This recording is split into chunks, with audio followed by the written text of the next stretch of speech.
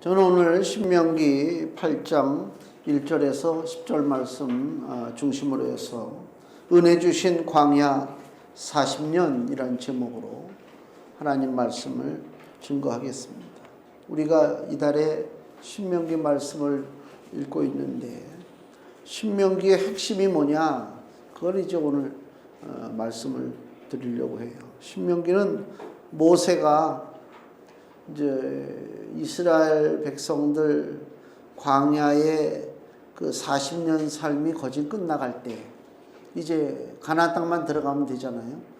그 광야의 삶을 마무리할 때에 그 이스라엘 백성들을 모아놓고 3번에 걸쳐서 설교한 내용이 바로 신명기 말씀입니다. 그러니까 모세의 설교다 그 얘기예요. 그럼 이 모세의 설교는 어떤 내용을 담고 있느냐? 새로운 내용이 아니고 이렇게 살아야 복받고 세상에서 출세하고 성공적인 그런 이야기가 아니라 과거를 회상하는 거예요. 그러니까 이스라엘 백성들이 가나안 땅으로 가기 전에 40년이라고 하는 세월을 왜 광야에서 보내야 했느냐.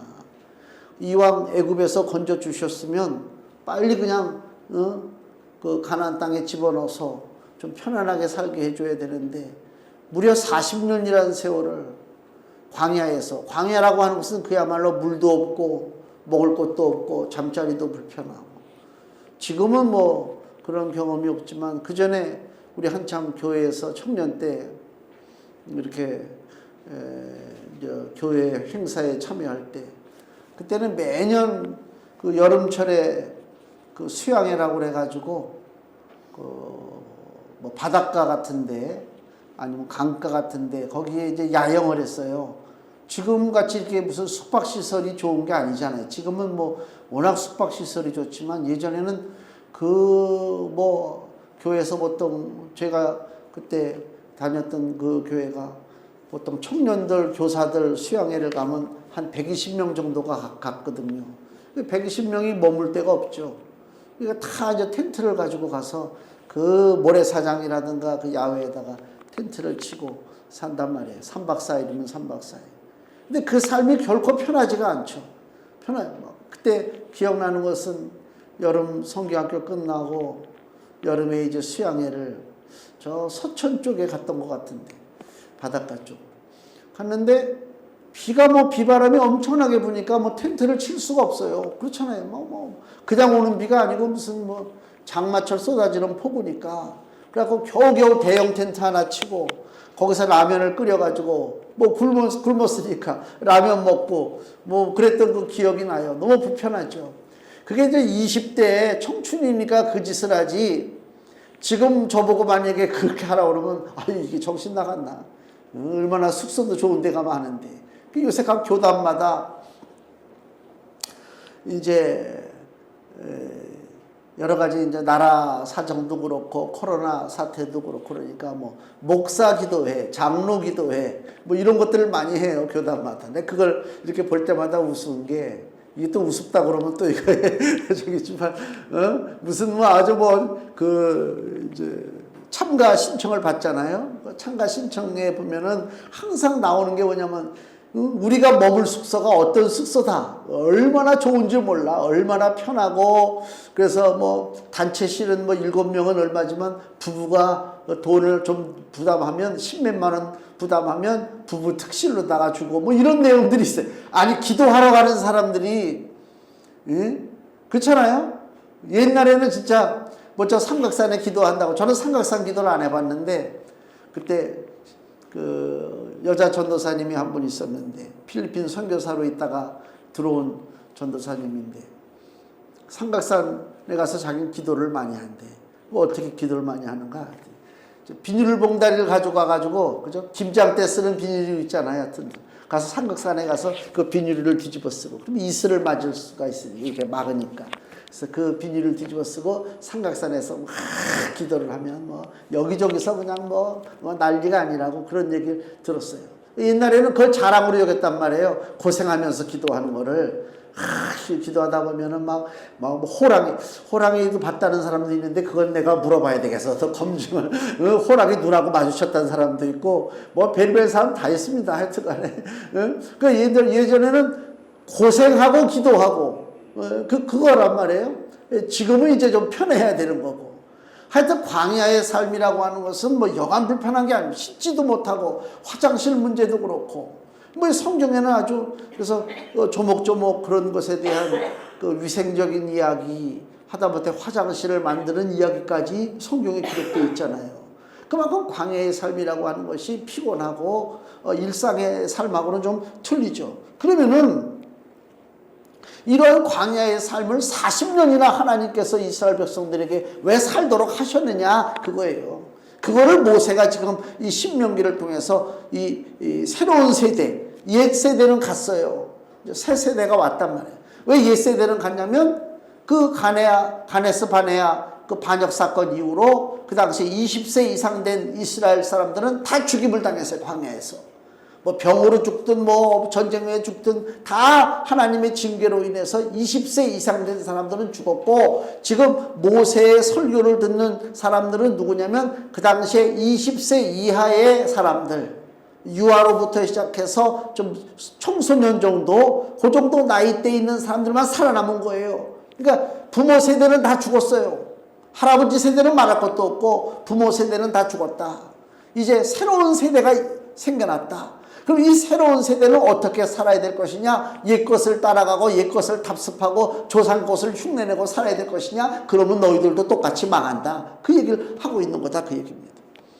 그래서 신앙교육을 어떻게 철저히 해야 되고, 기독교인으로서 하나님을 믿는 백성으로서 어떻게 살아야 되느냐, 생활규범까지도 이 성경의 신명기에 좀 기록되어 있다. 그게 중요한 거예요.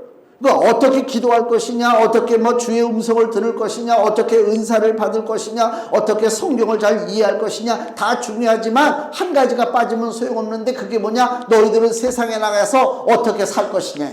예? 그렇잖아요. 이제 사람들이 손가락질하고 욕하는 이유가 뭐예요? 기독교인들을 향해서 세상에 나가면 똑같거든. 똑같은 정도가 아니야. 더 교만하고 더 아주 교묘하고 아주 위선적이고, 이게 기독교인 아닙니까?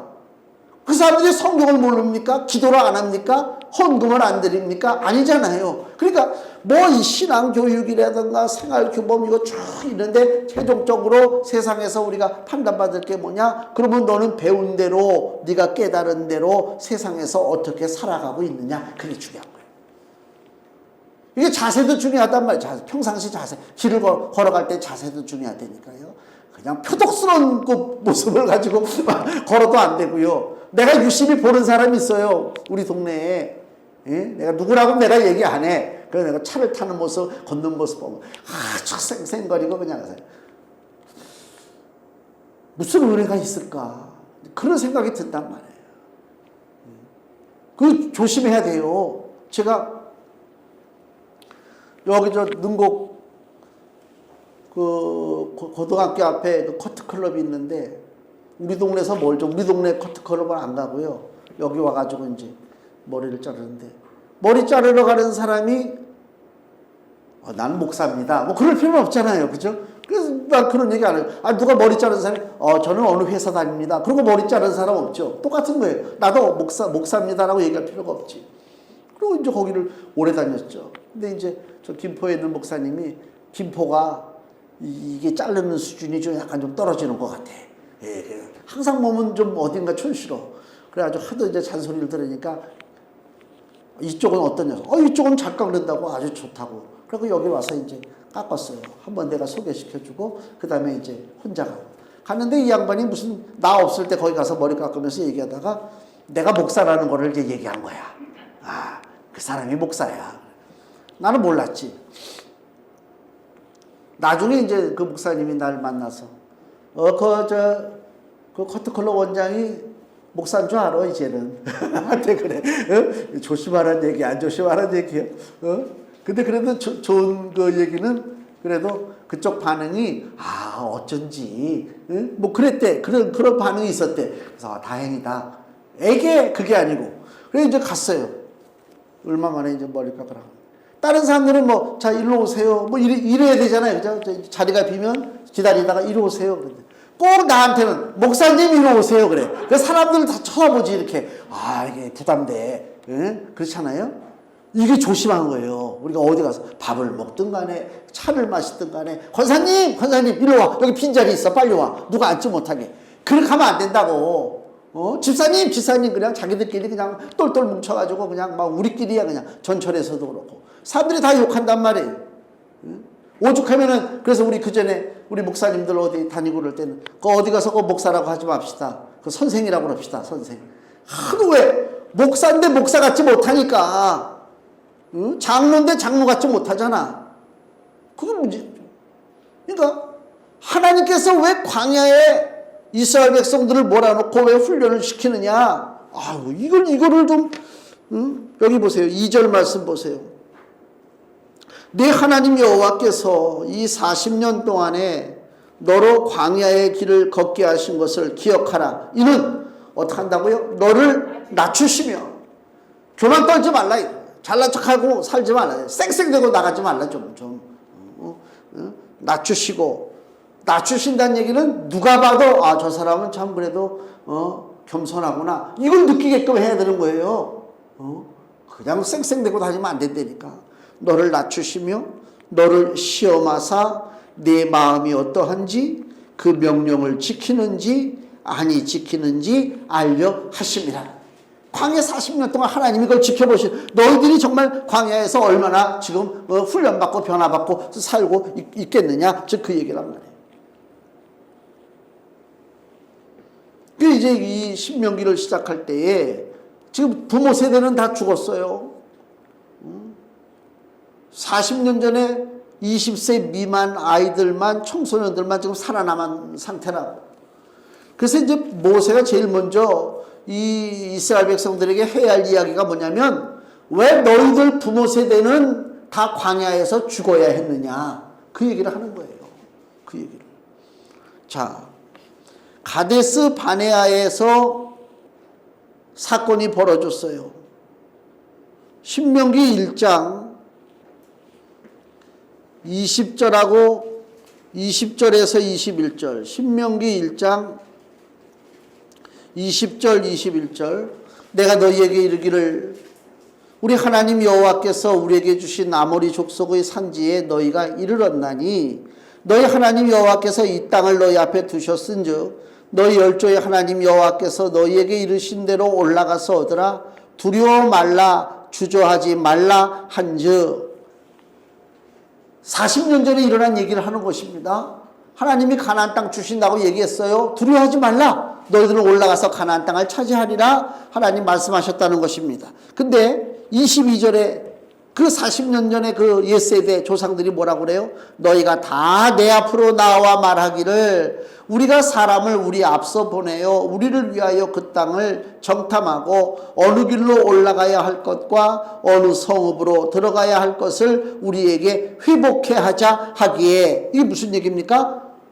먼저 정탐하자 그 얘기잖아요. 그 땅에 들어가서 거기서 정세를 좀 잘 살피고 준비를 철저히 하고 우리가 하나님께서 약속하신 가나안 땅을 들어가야 되지 않습니까? 즉 그 얘기예요. 말로만 들으면 그럴듯한 얘기죠. 왜? 온전히 준비해서 가겠다는데. 근데 그 바탕에는 뭐가 깔려 있어요? 나에게 축복하시는 하나님을 내가 온전히 믿지 못한다 그 얘기예요. 하나님은 뭐라고요? 너희들 올라가, 가나안 땅에 들어가, 그럼 너희는 차지하리라. 내 생각은 어떤 생각이라고요? 아니요, 그렇게 그냥 섣불리 그냥 쉽게 하지 말고 우리가 더 계획을 철저하게 짜서 주말 계획, 월 계획 다 짜가지고 한번 우리가 시도해야 되지 않습니까? 그거예요. 계획을 철저하게 짜야 되지 않느냐. 인간적인 생각에서 봤을 때는 뭐 괜찮은 얘기잖아요. 그러나 항상 그 바탕에는 뭐가 있다고요? 하나님을 나는 온전히 믿지 못한다라고 하는 불신앙이 있다. 그 책방에 가면 제일 많이 팔리는 책들 중에 하나가 뭐냐면 자기 개발서, 어떻게 하면 인생을 성공적으로 살 것이냐, 거기에 대한 책들이 많이 팔린다고 그래요. 그 사람들 나와서 강연하는 거, 좀 성공한 사람들 있잖아요. 기업에서 성공하고 어떤 분야에서 성공한 사람들 하는 얘기 들어보면 아주 철저하죠. 모든 계획을 잘 세워가지고 열심히 쓰고하고 연구하고 노력하고 그럴듯하잖아요. 항상 그럴듯해요. 근데 중요한 것은 뭐냐면 내가 어떤 계획을 세우든지 간에 하나님께서 승인하지 아니하시면 그것이 다 물거품이 될 수밖에 없다. 길게 보면 우리가 살아가는 그 삶 자체가 이것이 바로 일이잖아요. 우리가 사는 인생 자체가 일이니까 내가 여기서 더 어떤 일을 하는 거 그걸 떠나서 내가 그냥 사는 거예요. 아침에 일어나서 준비하고 식사하고 나가서 움직이고 하루 다시 마치고 돌아오고 하는 모든 일들, 그것이 쌓이면 일주일이 되고 그것이 한 달이 되고 그것이 1년이 되고 10년이 되고 인생이 되는 거란 말이에요. 그 인생의 많은 일들 속에 하나님이 허락지 아니하시면 내일을 누구도 보장할 수 없다. 내일을 누구도 보장할 수 없는 것입니다. 내일 내가 무슨 일을 계획하고 한 달 후에 내가 무슨 일을 계획하고 6개월 후에 나는 이렇게 해야 되겠다. 온 계획을 세우고 열심히 공부하고 수고하고 연구하고 노력하고 애쓴다 할지라도 하나님께서 그 계획을 인정치 아니하신다면 헛된 것입니다. 우리는 사고를 너무 많이 보고 있잖아요. 광주에서 그 정류장에 버스가 섰다가 움직일 때 건물이 무너지면서 덮쳤어요. 아니 세상에 우리가 버스 타고 다니면서 언제가 저 옆에 있는 건물이 나를 덮치겠지. 그런 사람들이 있습니까? 전혀 그런 사람 없어요. 버스를 타면 무슨 생각이요? 조금 있으면 이제 띵, 내가 내릴 때구나. 그거 바라보고 차를 타는 거지. 다 인생이 그래요. 그 버스 사건만 그런 게 아니고 모든 삶이 다 그렇단 말이에요. 그 얘기는 무슨 얘기냐면 나는 좀 뒤로 빠지고 내 인생을 계획하시고 만드신 분이 누구라? 하나님이잖아요. 하나님을 좀 앞세서 하나님을 앞세우고 나는 하나님의 옷자락만 내가 붙잡고 나갑니다 라고 하는 그런 믿음의 자세가 있어야 되는데 지금 40년 전에 이스라엘 백성들은 하나님께서 앞서가신다고 하셨음에도 불구하고 그 하나님을 믿지 못하고 우리가 정탐꾼을 보내야 되겠다, 우리가 한번 살펴봐야 되겠다, 이런 불신하게 얘기를 했다. 하나님이 그 이스라엘의 계획을 승인하셨어요. 그래? 너희들이 정탐꾼 보내기 원해? 보내. 그 뜻은 뭐예요? 그런데 안 돼. 너희들의 계획 가지고는 안 되는 거야. 하나님이 말씀하고 싶은 게 그거예요. 너희들이 아무리 철저히 계획을 세우고 전략을 세우고 생각을 모은다 할지라도 하늘의 은혜와 복은 너희들로부터 오는 것이 아니라 하늘의 은혜와 복은 누구로부터 온다? 우리 만군의 여호와 내 하나님 아버지로부터 하늘의 복이 임한다라고 하는 사실. 그것을 깨달아라 그 얘기입니다. 그게 바로 은혜라 그 얘기예요. 신명기 6장을 보세요.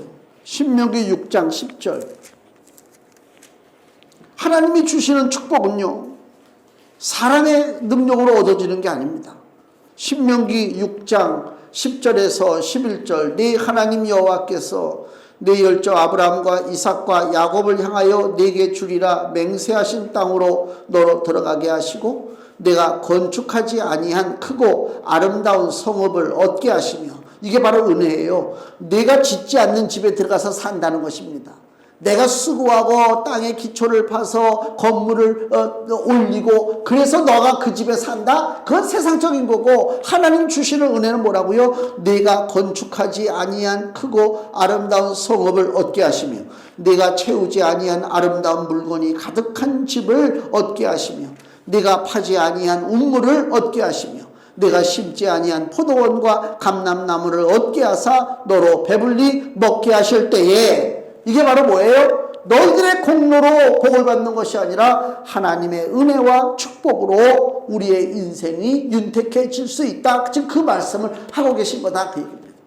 우리 그런 삶을 추구해야 되는 거예요. 이걸 또 잘못 받아들이면은 그러면 뭐 예수 믿는 사람은 일하지도 말고 하늘만 바라보고 하나님 은혜로 우리를 도와주시고 채워주시고 먹여주실 줄 믿고 바라보느냐, 그렇게 생각하면 그건 바보고, 무슨 얘기냐면 궁극적으로 우리가 누려야 할 영원한 집이 어디 있습니까?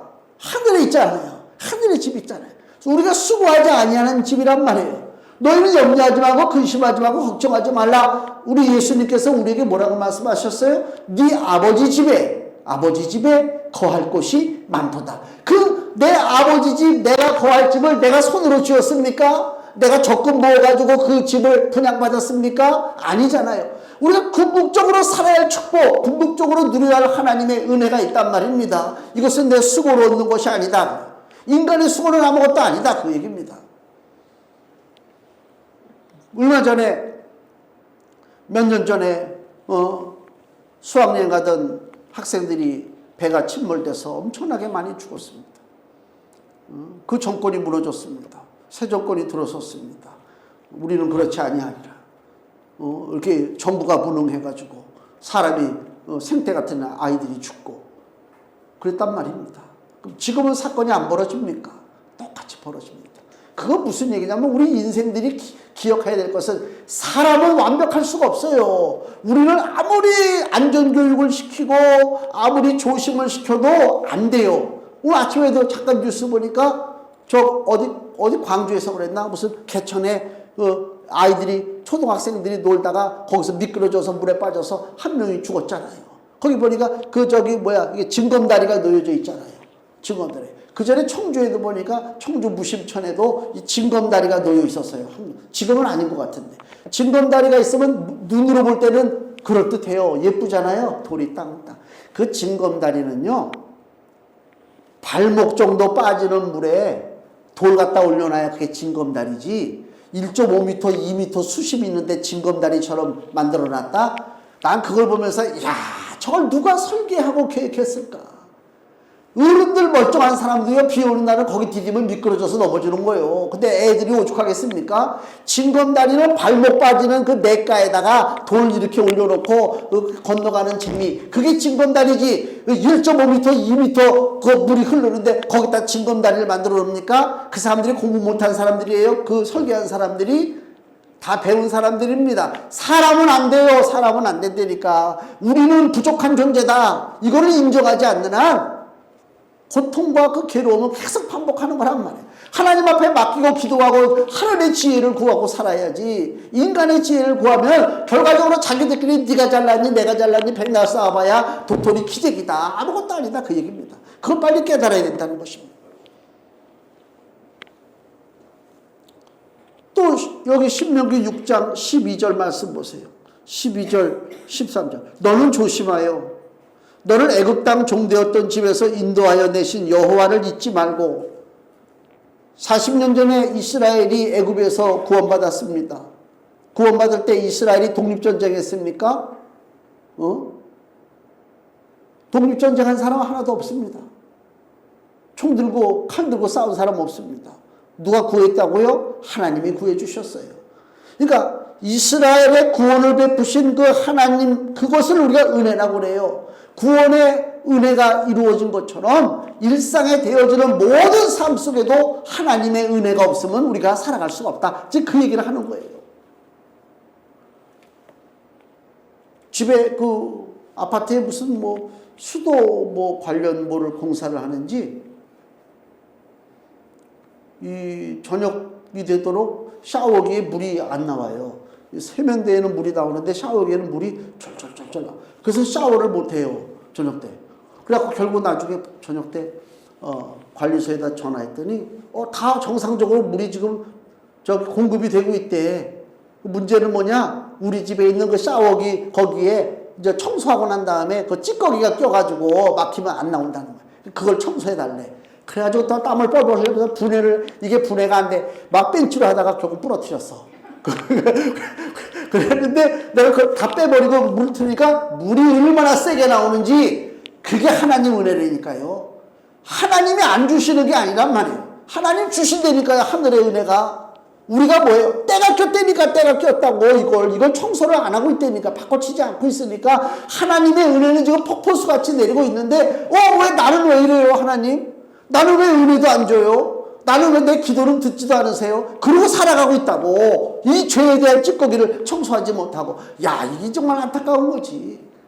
그래서 어저께 이걸 빼면서 부러뜨려도 상관없어. 같이 싸구려는요 한 5,000원 6,000원이면 그거 사다가 꽂을 수 있으니까.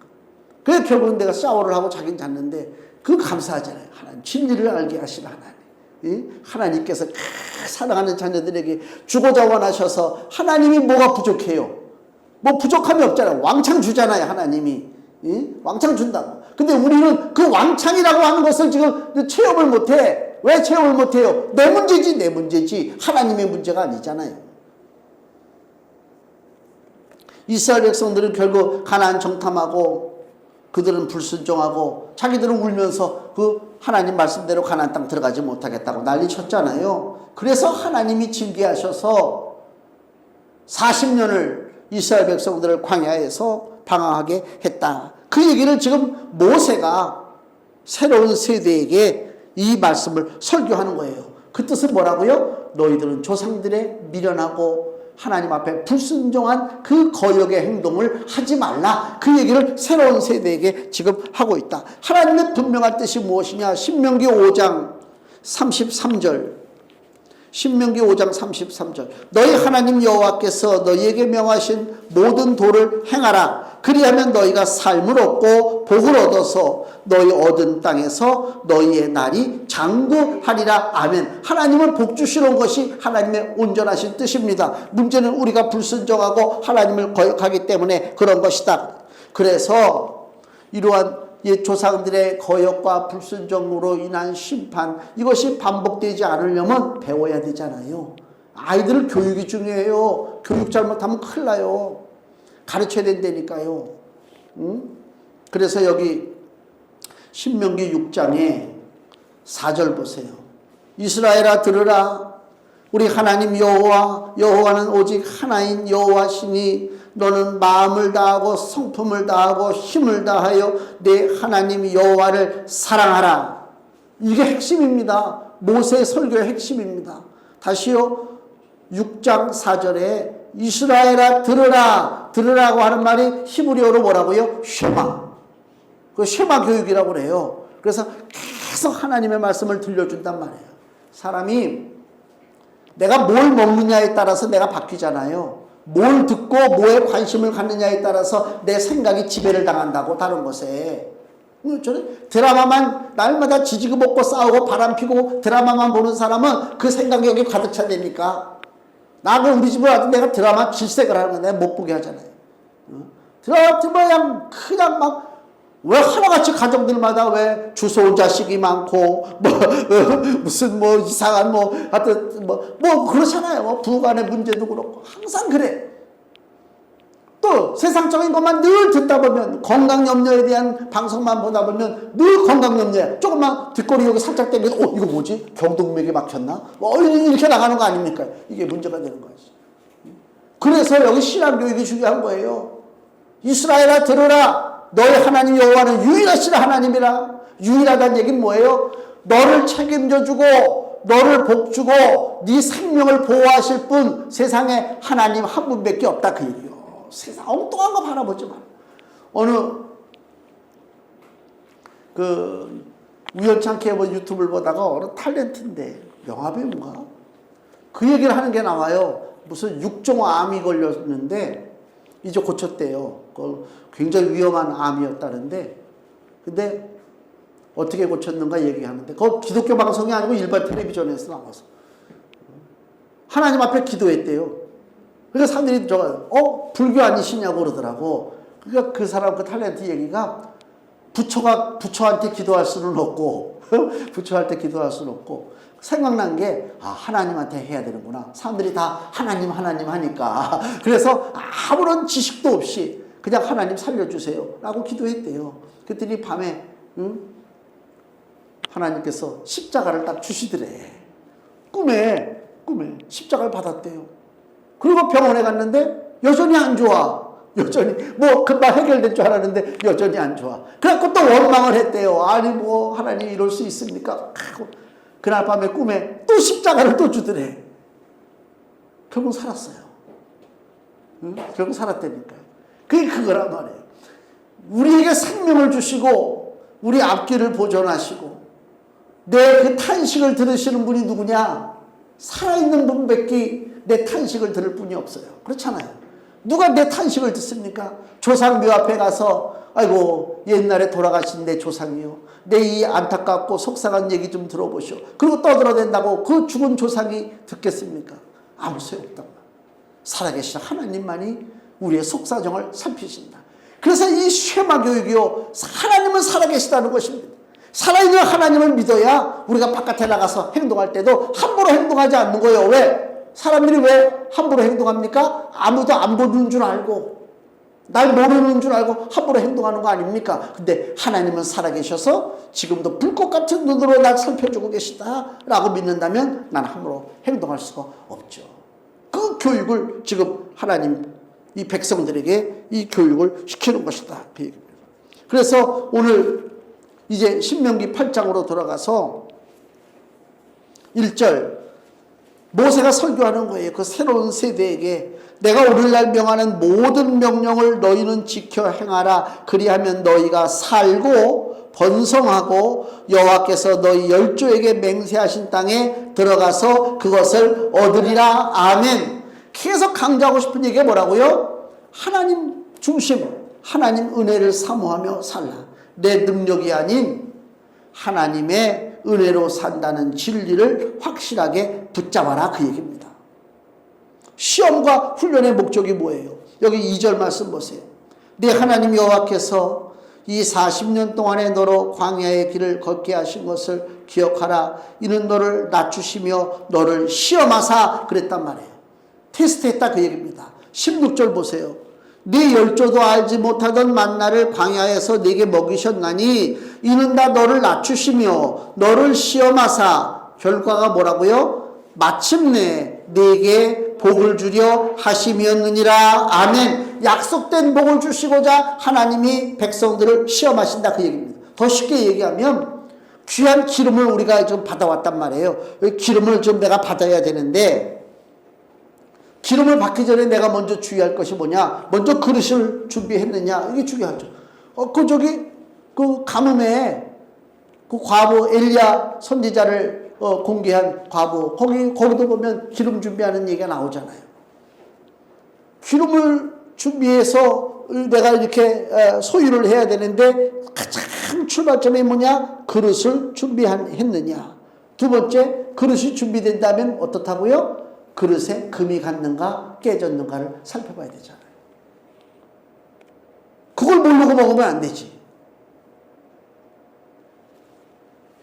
그 전에 중국집에 가면 그 짜장면 짬뽕 같은 거 이렇게 시켜오면요 그릇에 항상 이가 나갔어요. 깨졌어요. 근데 중국 사람들은요 그게 좋은 거래요. 그게 의미가. 그게 가난해서 그런 게 아니에요. 그 이가 나가고 그런 게 몰라 그 의미를. 하여튼 그게 자기들은 좋은 거라고 그래가지고 그 이 나가고 깨진 그릇들을 쓴단 말이에요. 그러니까 옛날에는 이 짜장면을 먹고 짬뽕을 먹어도 들고 마시고 막 이렇게 요새 먹방하는 사람들 보면 막 쓸어 넣잖아. 그렇게 다가 여기 입술 다 찢어지지. 워낙 깨진 데가 많으니까. 옛날에 그릇들이 깨진 데가 많았단 말이에요. 근데 요 끝이 깨지면 그나마 괜찮지. 이게 나중에 놔두면 자동차 유리 깨지는 것처럼 처음에 자동차 유리에 돌이 튀어가지고 금이 딱 갔단 말이에요. 어떻게 돼? 나중에는 점점 금이 가가지고 유리가 다 나가는 거지. 그러니까 우리 인생의 이 그릇에 하나님의 귀한 축복의 기름을 담아야 되는데 내 인생의 그릇에 금이 갔는가 깨졌는가를 한번 좀 살펴봐야 된다 그 얘기입니다. 어떻게 살피느냐? 내가 믿음으로 바르게 살고 있는가를 살펴봐야 된다. 자, 디모데후서 2장 20절 신약성경을 보면요. 디모데후서 2장 20절에서 21절 큰 집에는 금과 은의 그릇이 있을 뿐 아니요 나무와 질그릇도 있어 귀 쓰는 것도 있고 천이 쓰는 것도 있나니 그러므로 누구든지 이런 것에서 자기를 깨끗하게 하면 그릇은 준비됐어요. 근데 어떡하라고요? 금이 갔는가 깨졌는가 살피라는 거예요. 자기를 깨끗하게 하면 귀 쓰는 그릇이 되어 거룩하고 주인의 쓰심에 합당하며 모든 선한 일에 예비함이 되리라. 아멘. 신앙의 금이 깨졌는가? 내 신앙생활에 내 믿음의 금이 갔는가? 한번 살펴보라 그 얘기입니다. 그래서 하나님은 우리를 광야 40년을 이스라엘 백성들을 훈련시킨 것이 바로 준비된 그릇, 축복된 그릇을 만들기 위해서 하나님께서 이스라엘에게 40년의 그 훈련의 기간을 주셨다. 그래서 그 광야 시험을 통해서 결론적으로 우리가 깨닫는 귀한 진리가 뭐냐? 간단합니다. 내 공로로 사는 것이 아니라 하나님의 은혜로 산다. 이것을 가르쳐 주시는 거예요. 계속. 이 단순한 진리입니다. 믿음이라고 하는 것은 내 공로가 아니라 하나님의 은혜입니다. 지금도 구원받은 것도 그렇고요. 내가 지금 숨 쉬는 것도 그렇고요. 내가 내 심장을 향해서 야, 너 하루에 몇천 번, 몇만 번 네가 뛰어야 되겠다. 내가 심장에게 명령을 내립니까? 내가 밥을 먹을 때 내 혓바닥을 잘 이게 움직여야지. 이게 잘못하면 내 이에 혓바닥이 물린다고요. 가끔가다 제가 밥 먹다 보면은 혀를 깨물을 때가 있어요. 딱 이게 박자가 뭐가 안 맞아. 이게 뭐가 잘못된 것 같아. 어떨 때 이거 깜짝 놀래. 의식하지 않고 먹었었는데 어느 순간 내가 혀를 깨무는 순간 야, 조심해야지. 근데 조심한다고 됩니까? 아니요. 내 이 입안에 있는 혓바닥조차도 내 맘대로 못 움직여요. 다 하나님의 은혜로 움직인다. 혓바닥도. 그걸 우리가 깨달아야 되는 것입니다. 고린도후서 4장 7절에 고린도후서 4장 7절 우리가 이 보배 우리 주 예수 그리스도 보배를 질그릇에 가졌으니 나는 질그릇입니다. 근데 이는 능력의 심히 큰 것이 하나님께 있고 우리에게 있지 아니함을 알게 하려 함이라. 이게 뭐라고요? 우리가 이 땅을 사는데 내 능력과 내 공로로 사는 것이 아니라 하나님의 은혜로 산다. 그 얘기입니다. 그래서 오늘 본문에도 3절 보세요. 3절 너를 낮추시며 너로 줄이게 하시며 또 너도 알지 못하며 내 열조도 알지 못하던 만나를 네게 먹이신 것은 사람이 떡으로만 사는 것이 아니요 여호와의 입에서 나오는 모든 말씀으로 사는 줄을 너로 알게 하려 하심이니라. 사람이 떡으로만 사는 것이 아니라 여호와의 입에서 나오는 말씀으로 산다. 그 얘기입니다. 이것이 세상에서는 사람이 떡으로만 산다. 이것이 세상이요. 그잖아요. 사람은 떡으로만 살아요. 세상 사람들은. 근데 하나님은 뭐라고요? 야, 떡으로만 사는 것이 아니라 하나님의 말씀으로 사는 거야. 이게 하나님의 이치입니다. 이치입니다. 자, 오늘 금주 말씀을 보세요. 예수님도 이 말씀을 그대로 인용하셔서 말씀하는 거예요. 마태복음 4장 4절 같이 읽습니다. 예수께서 대답하여 가라사대 기록되었으되 사람이 떡으로만 살 것이 아니요 하나님의 입으로 나오는 모든 말씀으로 살 것이라 하였느니라 하시니 아멘. 세상 사람들은 떡만 있으면 돼요. 돈만 있으면 됩니다. 그러나 우리는 떡만 있으면 안 됩니다. 우리는 하나님의 말씀이 있어야 됩니다. 이게 진짜입니다. 이게 진리입니다. 내 공로로 사는 것이 아닙니다. 하나님 은혜로 삽니다. 우리가 장차 얼마를 이 땅에서 살지는 모르지만 이 삶 자체는 다 광야 같은 삶입니다. 그 광야 같은 삶 속에 내 공로로 삽니까? 그 사람은 저주받은 인생입니다. 자기 힘으로 삽니까? 수고하고 그 사람은 불쌍한 인생입니다. 우리는 저주받은 자도 아니요 불쌍한 자도 아닙니다. 우리는 내 힘으로 사는 자가 아니라 하나님의 은혜로 사는 자입니다. 광야 40년의 교훈이 그렇습니다. 은혜로 사는 인생이 하나님의 자녀의 삶이다. 이것을 알고 하나님 앞에 예배하고 믿음의 길을 갈 때에 우리 인생의 축복의 길이 열리게 될 줄로 믿습니다. 기도하겠습니다.